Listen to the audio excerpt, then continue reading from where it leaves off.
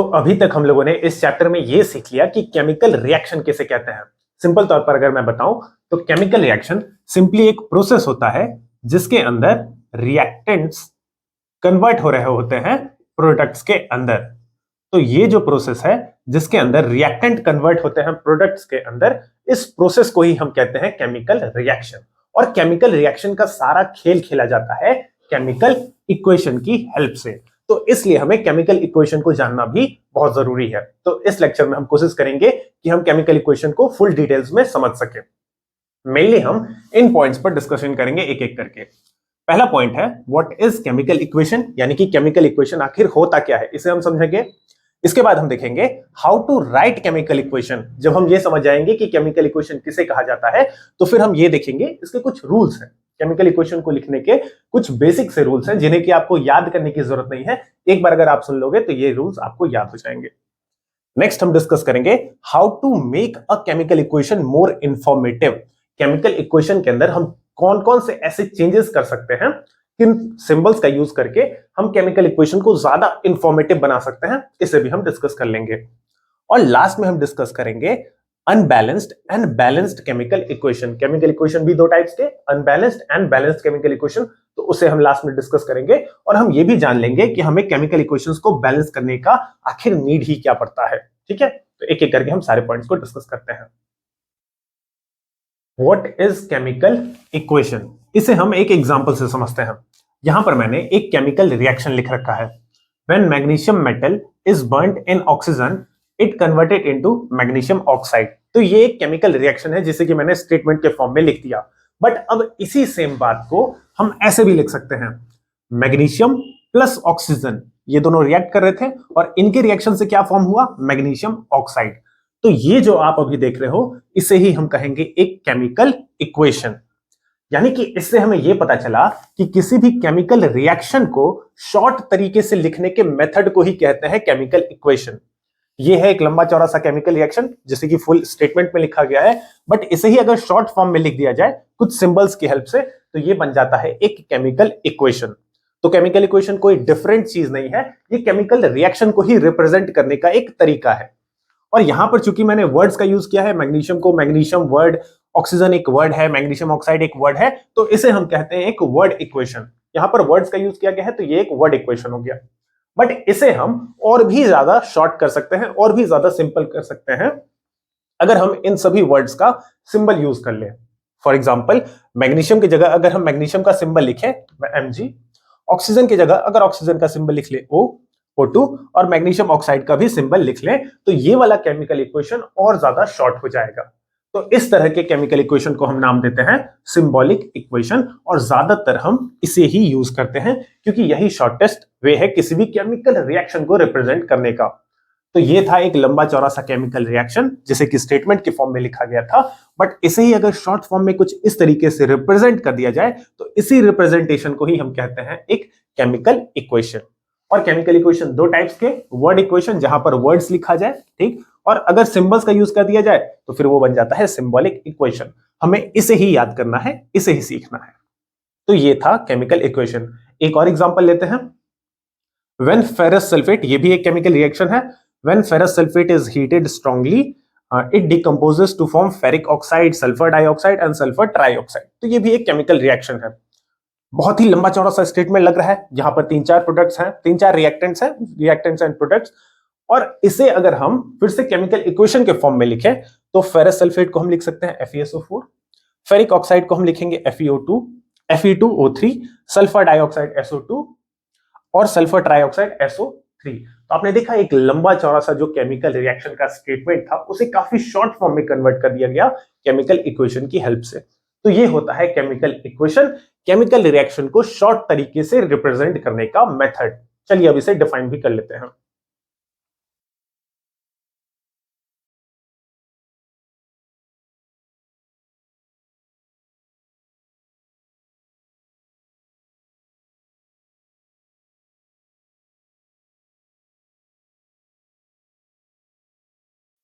तो chemical equation को हम ऐसे डिफाइन कर सकते हैं, it is the method of representing, represent करके दिखाने का तरीका है।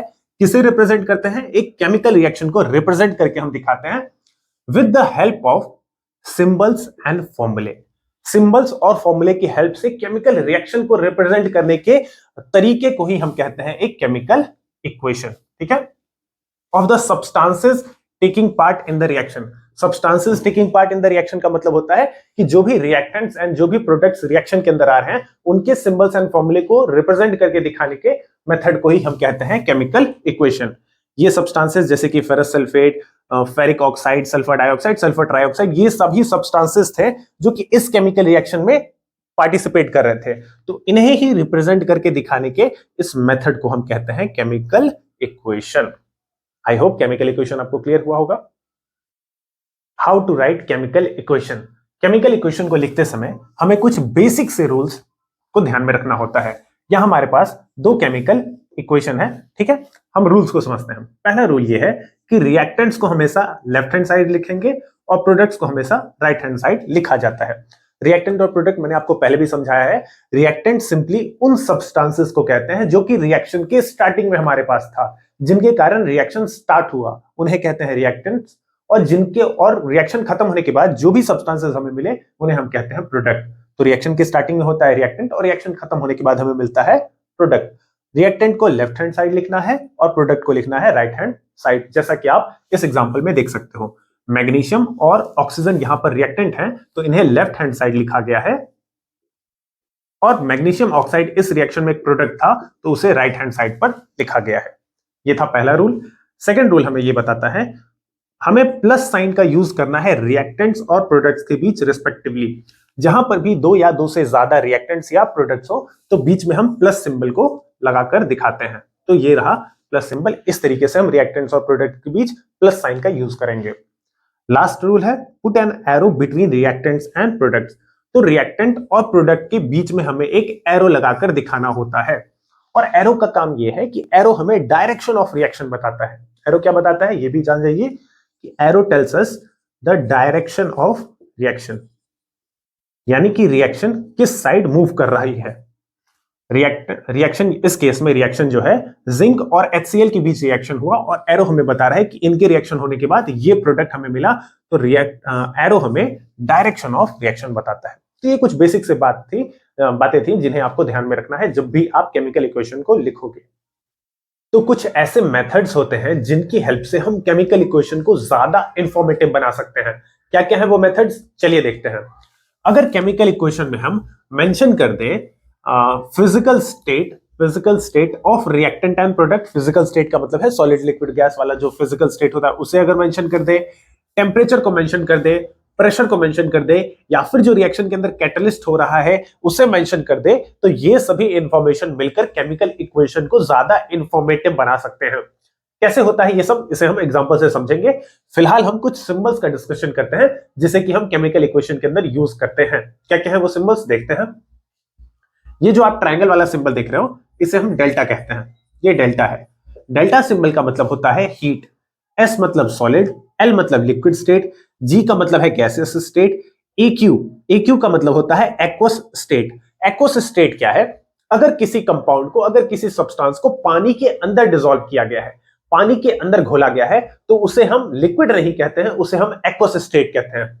लिक्विड जनरली हम वाटर के लिए यूज करते हैं। कई बार भी अगर वाटर है, वाटर अगर लिक्विड के फॉर्म में है तो वाटर के लिए हम एल लिखते हैं, एल सिंबल का यूज करते हैं। जबकि अगर कोई सॉल्ट है, कोई सब्सटेंस है जिसे कि पानी के अंदर डिसॉल्व किया गया है, वाटर के अंदर घोला गया है, तो उसके लिए हम लिक्विड नहीं लिखते हैं, उसके लिए हम एक्वस लिखते हैं। ये जो अपवर्ड एरो आप देख रहे हो, ऊपर की तरफ जो एरो पॉइंट कर रहा है, अपवर्ड एरो हमें बताता है कि वहां जो सब्सटेंस है वो गैसेस स्टेट में है। तो अपवर्ड एरो भी हमें गैस का ही बताता है। ये जो एरो आप देख रहे हो, इस साइड जो एरो पॉइंट कर रहा है, एरो हमें बताता है प्रोडक्ट का साइड या फिर डायरेक्शन ऑफ रिएक्शन। प्रोडक्ट किस तरफ बन रहा है या फिर रिएक्शन का डायरेक्शन किस तरफ है, ये हमें ये वाला एरो बताता है। कुछ और भी सिंबल्स हैं, जैसे कि डाउनवर्ड एरो अगर आपको कहीं देखने को मिल जाए तो डाउनवर्ड एरो हमें बताएगा कि वहां पर जो सब्सटेंस है वो एक प्रेसिपिटेट है। डाउनवर्ड एरो का मतलब होता है प्रेसिपिटेट। प्रेसिपिटेट का मतलब मैंने आपको पहले भी समझाया है कि प्रेसिपिटेट एक इनसॉल्युबल सा सब्सटेंस होता है, कुछ ऐसा बन जाए केमिकल रिएक्शन के अंदर जो कि रिएक्शन के अंदर नीचे आकर सेटल कर जाए किसी बीकर या टेस्ट ट्यूब के अंदर। तो प्रेसिपिटेट के लिए हम डाउनवर्ड एरो का इस्तेमाल करते हैं। आप ये वाला सिंबल भी जान लीजिए। अगर आपको किसी केमिकल रिएक्शन में कुछ इस तरीके का सिंबल दिखे, हाफ एरो इधर है और हाफ एरो इधर है, तो इसका मतलब होता है कि वो जो रिएक्शन है वो एक रिवर्सिबल रिएक्शन है, वो एक रिवर्सिबल रिएक्शन है। ठीक है, तो ये कुछ बेसिक से सिंबल्स हैं जिसे आप ध्यान में रख सकते हो। अब इसे हम और अच्छे से समझते हैं एग्जांपल की हेल्प से। तो यहां हमारे सामने है कुछ केमिकल रिएक्शन। इन सभी रिएक्शन के अंदर हम लोग जरूरी कंडीशन जैसे कि फिजिकल स्टेट, टेम्परेचर, प्रेशर, इन सभी को पुट करते हैं और इन केमिकल रिएक्शन को ज्यादा इंफॉर्मेटिव बनाकर देखते हैं। पहला रिएक्शन, ये तो बहुत बार रिपीट हुआ है, इसे तो हम लोगों ने एक्सपेरिमेंटली भी देखा था। मैग्नीशियम के बगल में हम लिख सकते हैं S, क्योंकि मैग्नीशियम एक मेटल है, मेटल सॉलिड फॉर्म में होते हैं यूजुअली। ऑक्सीजन, ऑक्सीजन क्या है? ऑक्सीजन एक गैस है, तो गैस के लिए हम सिंबल लगा देंगे G। और मैग्नीशियम ऑक्साइड जो पाउडर बना था इस रिएक्शन में, वो पाउडर भी किस फॉर्म में होगा? सॉलिड फॉर्म में ही होगा। तो ये वाला रिएक्शन अब ज्यादा इंफॉर्मेटिव हो चुका है। नेक्स्ट रिएक्शन को देखते हैं। जिंक भी एक मेटल है तो ये सॉलिड फॉर्म में होगा। HCl एक एसिड्स है, तो एसिड्स के लिए आप लिक्विड नहीं लगाओगे, एसिड्स होते हैं एक्वस फॉर्म में, क्योंकि एसिड को वाटर के अंदर डिसॉल्व किया जाता है। एसिड या फिर बेस या फिर किसी टाइप का सॉल्ट हो तो ज्यादा चांसेस हैं कि वो एक्वस फॉर्म में ही हो। तो HCl के बगल में हम लगाएंगे एक्वस, क्योंकि ये एक एसिड है। जिंक क्लोराइड एक सॉल्ट बना और ये भी होगा एक्वस फॉर्म में ही। और हाइड्रोजन फिर से एक गैस है, तो गैस के लिए हम G लगा देंगे। कैल्शियम हाइड्रोक्साइड एक प्रकार का सॉल्ट ही है। This is also in aqueous state. CO2 क्या होता है? एक गैस होता है। Carbon dioxide is a gas. Calcium carbonate जो बनता है ये एक प्रेसिपिटेट होता है। इसको आप याद रखोगे कि कैल्शियम कार्बोनेट एक प्रेसिपिटेट है, तो ये सॉलिड फॉर्म में होगा। और प्रेसिपिटेट के लिए हम डाउनवर्ड एरो भी लगा सकते हैं, जो कि ये बताएगा कि ये एक प्रेसिपिटेट है। PPT, precipitate. ओके। और वाटर के लिए हम क्या लगाएंगे? वाटर के लिए एक्वस नहीं लगाएंगे, वाटर को वाटर में नहीं घोला जाता है। वाटर के लिए हम लिक्विड फॉर्म लगाएंगे, लिक्विड लगाएंगे सिंबल L। ये वाला रिएक्शन देखिए, ये रिएक्शन मैंने सेकंड चैप्टर से उठाया है, एसिड बेसिस एंड सॉल्ट। वहां पर आपको ये रिएक्शन देखने को मिलेगा। इस रिएक्शन में कंफ्यूजन नहीं रखना है, ये रिएक्शन सेकंड चैप्टर में आपको ज्यादा क्लियर हो जाएगा। हाँ, यहाँ पर मैंने 1/2 H2O लिखा है और यहाँ पर मैंने लिखा है 1/2 H2O। ऐसा क्यों लिखा गया, इसका मीनिंग आपको second chapter acid basis and salt में पता चल जाएगा। फिलहाल हमें इस रिएक्शन से मतलब है, इसके कंडीशन से मतलब है। कंडीशन क्या है इस रिएक्शन में कि इस रिएक्शन को हम करते हैं पहले हीट। इस कंपाउंड को हीट किया जाता है, हीट करने से ये वाला कंपाउंड फॉर्म होता है। और टेम्परेचर क्या होता है हीट करने का? 100 डिग्री सेल्सियस। तो इस रिएक्शन के अंदर हम लोगों ने टेम्परेचर को भी मेंशन किया। ये रहा temperature 100 degree Celsius. Next reaction देखते हैं। नाइट्रोजन गैस हाइड्रोजन गैस के साथ कंबाइन होता है। नाइट्रोजन भी एक गैस है, हाइड्रोजन भी एक गैस है, और ये दोनों गैसेस कंबाइन होकर अमोनिया गैस बनाते हैं। अमोनिया भी एक गैस होता है। इस रिएक्शन को एक नेम भी देते हैं। ये एक प्रोसेस है, अमोनिया बनाने का प्रोसेस है, इसे हम हेबर्स प्रोसेस भी कहते हैं। हेबर्स प्रोसेस, तो ये नाम भी अगर आप चाहो तो याद रख सकते हो कि हेबर्स प्रोसेस से अमोनिया गैस बनाया जाता है। इस रिएक्शन के अंदर प्रेशर एंड टेम्परेचर दोनों इन्वॉल्व है। प्रेशर अप्रोक्सीमेटली होता है 200 ATM, एटमॉस्फेरिक प्रेशर। तो प्रेशर अप्रोक्सीमेट प्रेशर है, ये याद रखिएगा। और टेम्परेचर भी लगभग 500 डिग्री सेल्सियस के आसपास होता है। तो इस रिएक्शन के अंदर हम लोगों ने प्रेशर एंड टेम्परेचर दोनों को मेंशन किया। ठीक है। इसके अलावा इस रिएक्शन में हम कैटलिस्ट को भी मेंशन कर सकते हैं। इस रिएक्शन का कैटलिस्ट होता है आयरन मेटल। ठीक है, तो यहां पर एक कैटलिस्ट भी है, प्रेशर भी है, टेम्परेचर भी है, और यहां का कैटलिस्ट है आयरन। लास्ट रिएक्शन को देखते हैं। ये रिएक्शन हम चैप्टर 4 के अंदर पढ़ेंगे। बेसिकली ये हाइड्रोजिनेशन ऑफ वेजिटेबल ऑयल कहलाता है। इस रिएक्शन का नेम है हाइड्रोजिनेशन ऑफ वेजिटेबल ऑयल। और इस रिएक्शन में भी हम रिएक्टेंट्स को हीट करते हैं, और यहां पर जो कैटलिस्ट होता है वो निकल या फिर पैलेडियम मेटल होता है। तो इन दोनों रिएक्शन के अंदर हम लोगों ने कैटलिस्ट को भी मेंशन किया। ये यहां पर क्या है? ये एक कैटलिस्ट है। अब ऑब्वियस सी बात है कि आपको जानने की इच्छा होगी कि कैटलिस्ट क्या होता है। तो पहले इसे एग्जांपल से समझते हैं, फिर मैं इसका डेफिनेशन भी आपको समझा दूंगा। सपोज एक एग्जांपल से ऐसे समझिए कि अगर आपको कोई एक चैप्टर खुद से रीड करना हो तो आप चैप्टर को रीड कीजिएगा और वो चैप्टर आपको समझ में भी आ जाएगा। बट उस चैप्टर को रीड करने में आपको ज्यादा टाइम लगेगा। बट ऐसा हो कि उसी चैप्टर को समझाने के लिए अब आप एक टीचर की हेल्प लो, तो टीचर क्या करेंगे कि उसी चैप्टर को ज्यादा आसानी से आपको समझा देंगे और कम टाइम में समझा देंगे। तो चैप्टर तो आप खुद से भी पढ़ सकते थे, बट टीचर की हेल्प से क्या हुआ कि उस चैप्टर को आपने जल्दी रीड कर लिया, जल्दी से समझ लिया। ठीक ऐसा ही काम होता है कैटलिस्ट का। कोई केमिकल रिएक्शन खुद से हो रहा होता है, बट कैटलिस्ट क्या करते हैं, उस रिएक्शन के रेट को, उस रिएक्शन की स्पीड को बढ़ा देते हैं। यानी कि अब जो रिएक्शन हो रहा है वो पहले के कंपैरिजन में ज्यादा तेजी से होगा जब उस रिएक्शन में कैटलिस्ट को डाल दिया जाए। ठीक है, डेफिनेशन को देखिए। It is a substance, catalyst is a substance which increases the rate यानी कि speed of a chemical reaction without getting consumed in the reaction. और एक बात यह भी है कि जो कैटलिस्ट होता है वो रिएक्शन के अंदर कंज्यूम्ड नहीं होता है, यानी कि रिएक्शन के अंदर वो खत्म नहीं होता है। ठीक है, कैटलिस्ट जितना था रिएक्शन के स्टार्टिंग में, वो रिएक्शन के बाद भी उतना ही रहेगा, वो खत्म नहीं होता है, कंज्यूम नहीं हो रहा होता है। बट इसका काम क्या होता है, ये रिएक्शन के रेट को बढ़ाता है, रिएक्शन के स्पीड को बढ़ा देता है, जिस तरीके से टीचर आपके चैप्टर के पढ़ने के स्पीड को बढ़ा देंगे। ठीक है, समझाने के स्पीड को बढ़ा देंगे। तो ये काम होता है एक कैटलिस्ट का। तो आपने देखा कि किस तरीके से हम केमिकल रिएक्शन के अंदर कुछ conditions, physical state, temperature, pressure, इन सारी बातों को मेंशन करके केमिकल इक्वेशन को ज्यादा इंफॉर्मेटिव बना सकते हैं। तो अब हम समझ लेते हैं कि unbalanced and balanced chemical equation हम किसे कहते हैं। तो पहले हम अनबैलेंस्ड केमिकल इक्वेशन का डिस्कशन कर लेते हैं। याद रखिएगा, अनबैलेंस्ड केमिकल इक्वेशन को एक और नाम दिया जाता है स्केलेटल केमिकल इक्वेशन। तो ये इसी का नाम है, ये बात आप ध्यान रखिएगा। यहां मैंने दो केमिकल इक्वेशंस लिखे हैं। हम पहले केमिकल इक्वेशन को देखते हैं।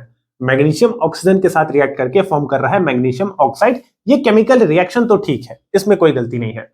अगर हम LHS साइड पर दोनों एटम्स को काउंट करें और RHS साइड के एटम्स को काउंट करें, चलिए देखते हैं।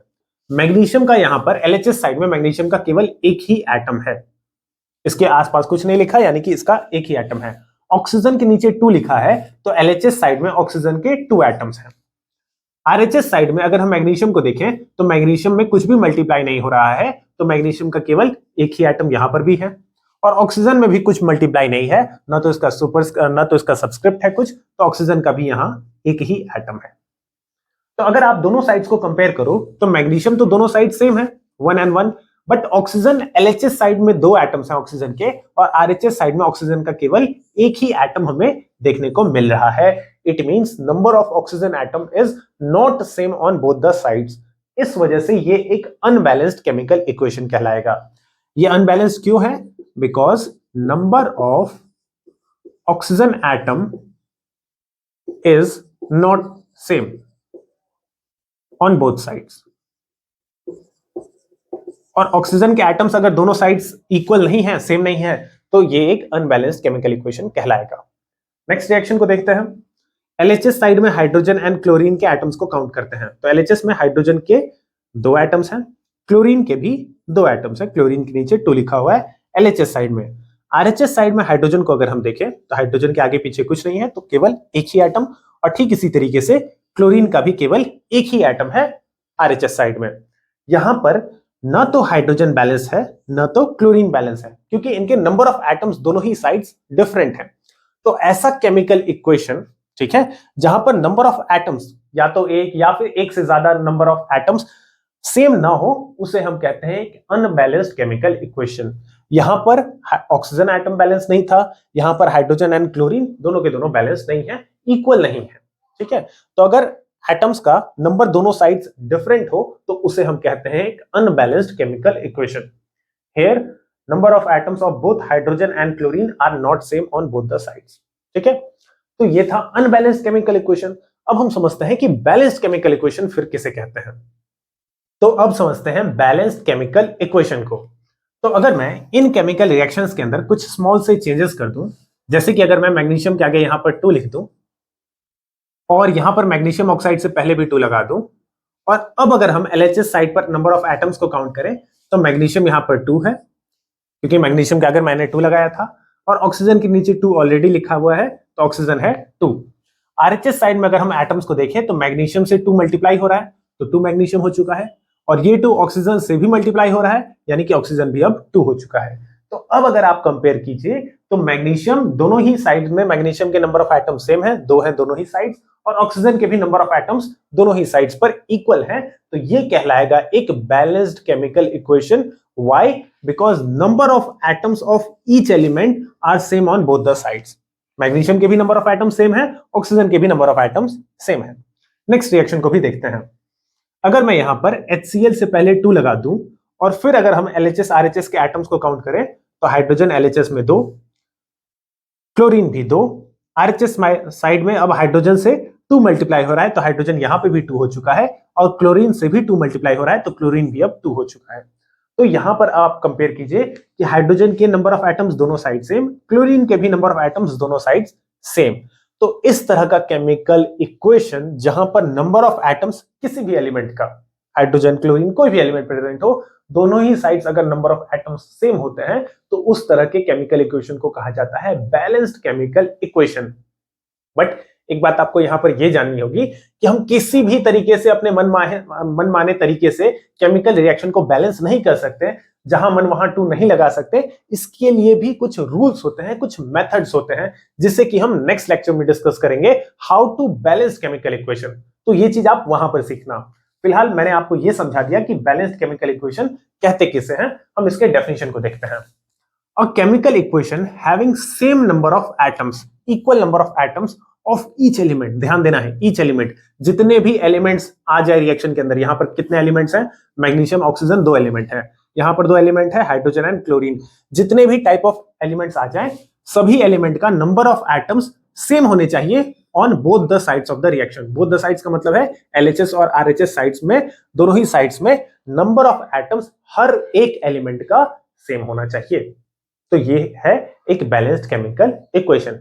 फिलहाल इस वीडियो में हम एक इंपॉर्टेंट क्वेश्चन को डिस्कस करते हैं जो कि बोर्ड एग्जाम में बहुत बार रिपीट हो चुका है, ठीक है, which is need to balance chemical equation. हम केमिकल इक्वेशन को बैलेंस करने की जरूरत ही क्या है हमें, ठीक है। Why we need to balance chemical equation, हमें केमिकल इक्वेशन को बैलेंस करने का आखिर नीड ही क्या है, क्यों जरूरत पड़ती है हमें केमिकल इक्वेशन को बैलेंस करने का। तो आंसर ये है, chemical equation is balance to satisfy the law of conservation of mass. ये लॉ आप लोगों ने क्लास 9th में पढ़ रखा होगा, law of conservation of mass. ये लॉ हमें क्या बताता है कि रिएक्शन से पहले का मास और रिएक्शन के बाद का मास इक्वल होना चाहिए कभी भी। तो इस लॉ के कारण ही, इस लॉ को सेटिस्फाई करवाने के कारण ही हमें केमिकल इक्वेशंस को बैलेंस करने का नीड होता है। अगर केमिकल इक्वेशन को हम बैलेंस ना रखें तो ये लॉ उस समय होल्ड नहीं करेगा और हमारा केमिकल इक्वेशन गलत माना जाएगा। तो इस लॉ को सेटिस्फाई करवाने के लिए हम केमिकल इक्वेशन को बैलेंस करते हैं। और लॉ का स्टेटमेंट बहुत ही आसान है, इसे आप याद रखोगे। This law states that the total mass of the reactants, reactant side का total mass must be equal to the total mass of product. तो रिएक्टेंट साइड का, जैसे कि इस केमिकल रिएक्शन में अगर हम देखें तो ये है रिएक्टेंट साइड, LHS साइड, तो रिएक्टेंट साइड का total mass must be equal to the mass of the product. Product side का टोटल मास और रिएक्टेंट साइड का टोटल मास दोनों इक्वल होना चाहिए, और इसी चीज को इक्वल बनाने के लिए हमें केमिकल रिएक्शंस को बैलेंस करना होता है। एग्जांपल के तौर पर आप देख सकते हो कि मैग्नीशियम का मास है 24U, U यानी कि यूनिफाइड मास, और 2 से मल्टीप्लाई हो जाएगा। ऑक्सीजन का मास होता है 16, ये भी 2 से मल्टीप्लाई हो जाएगा, 2 एटम्स हैं। इसे अगर आप ऐड करोगे और इसे आप अगर ऐड करोगे, मैग्नीशियम ऑक्साइड में है मैग्नीशियम 24, ऑक्सीजन 16, इसे अगर आप सॉल्व कीजिएगा तो दोनों साइड्स का जो मास निकल कर आएगा वो इक्वल निकल कर आएगा, बिकॉज ये एक बैलेंस्ड केमिकल इक्वेशन है। अगर ये बैलेंस नहीं होता, अगर मैंने यहां पर 2 नहीं लिखा होता, 2 यहां पर नहीं लगाया होता, तो ये अनबैलेंस्ड केमिकल इक्वेशन हो जाता और उस समय पर ये लॉ भी होल्ड नहीं कर रहा होता, ठीक है। तो इस चीज को आप याद रखेंगे। नेक्स्ट जो लेक्चर होगा उसमें हम डिस्कस करने वाले हैं how to balance chemical equation, chemical equation को हम बैलेंस कैसे करते हैं।